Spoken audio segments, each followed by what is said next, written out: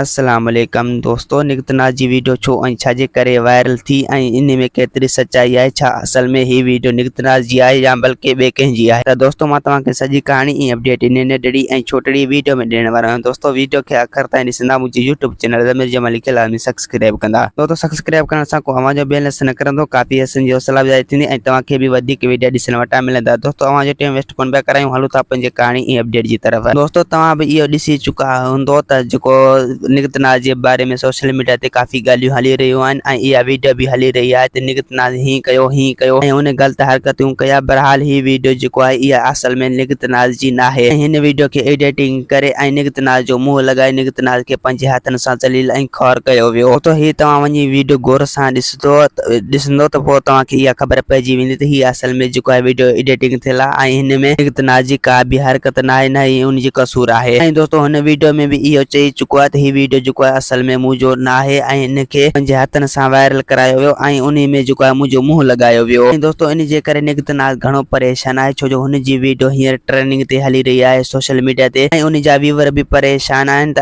उहे चवनि पिया त आख़िरकार इहो निकतनाज छो ऐं छाजे करे ईअं कयो ऐं उन जी वीडियो ईअं छो वायरल थी। त दोस्तों उन्हनि दोस्तनि खे मां ॿुधाईंदो हलां त हीअ हरकत जेका इहा असल में निकतनाज जी नाहे, बल्कि ही ॿियो वीडियो आहे जंहिंमें निकतनाज खे ज़लील ऐं ख़्वार कयो वियो ऐं उन जो जेको आहे मुंहुं लॻायो वियो, बल्कि मुंडी लॻायो वियो। जो हींअर काफ़ी माण्हू ज़लील ऐं ख़्वार करण जे पोयां आहिनि। दोस्तों इहे अथव असांजे सिंधियुनि जा हाल, जेको अॼुकल्ह सिंधियुनि जे फनकारनि खे ज़लील पिया कनि। त दोस्तों निकतनाज एतिरी किरियल नाहे जो एतिरा वीडियो ठाहे ऐं पंहिंजे पाण खे ज़लील ऐं ख़्वार करे। दोस्तों हू असल में पंहिंजी इज़त खे कॾहिं बि बदनाम ऐं ख़्वार न कंदी। असल में ही ॿिए कंहिंजी वीडियो आहे, तव्हां यकीन कयो। मां तव्हांखे यकीन सां पियो ॿुधायां त ही वीडियो बल्कि ॿिए कंहिंजी आहे ऐं इन वीडियो खे हथनि सां एडिटिंग करे ऐं उन जो मुंहुं लॻायो वियो, यानी निकतनाज खे पंहिंजे हथनि सां ज़लील ऐं ख़्वार कयो वियो।